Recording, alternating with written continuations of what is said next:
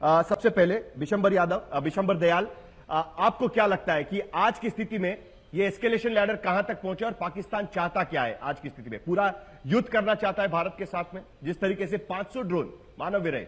Attack कर रहा है? देखिए, कल के जो ड्रोन और जो रात को थोड़ी बहुत मिसाइल्स का जो भी उन्होंने और जो उनके हवाई जहाज वगैरह ने फ्लाइट्स ली हैं,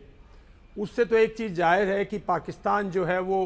आपसे कोई बड़ा युद्ध नहीं चाहता, लेकिन एक शायद फेस सेविंग सिचुएशन चाहता है कि कुछ को उसको कुछ हासिल हो जाए, कुछ उसको भी अपनी जनता को, अपने देश को, पाकिस्तानी फ़ौज को थोड़ा बहुत कुछ चेहरा दिखाने को मिल जाए कि हमने हिंदुस्तान पर ये डैमेज कर दिया, और फिर उसको बढ़ा चढ़ा के बता दे। आजकल इंफॉर्मेशन वॉरफेयर का ज़माना है, सोशल मीडिया का ज़माना है, तो शायद ऐसा कुछ करने की कोशिश कर रहा है। दूसरा ये भी हो सकता है कि जैसे आपने उसको बहुत डिसेप्शन और सरप्राइज दिया, हो सकता है कल और ये 2 दिन से वो भी अपनी डिसेप्शन और सरप्राइज ट्राई कर रहा हो। जगह जगह आपके वेपन्स जो हैं, या तो आप कहते हैं ना कि या तो आप पत्थर की बजाय तलवार चला दो, तलवार की जगह आप बंदूक चला दो, बंदूक की जगह आप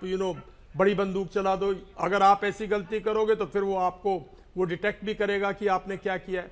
तो हो सकता है उसकी ये भी डिसेप्शन हो, और हो सकता है उसने भी ये। पर एक बात ज़रूर है कि भारत को सोचना है, एस्केलेशन लैडर तो देखिए अभी तक ऐसा नहीं है कि भाई भारत ने बहुत बड़ी सेना मोबिलाइज कर दी हो या उसने मोबिलाइज कर दिया हो कुछ।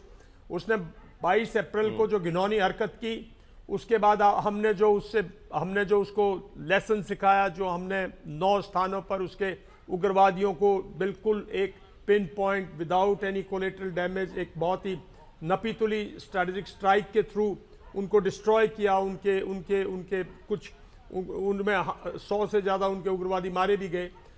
तो एस्केलेशन के हिसाब से ऐसा कुछ नहीं हुआ है कि भाई, पर इन रियल टर्म्स, और मेरे से बहुत सीनियर बहुत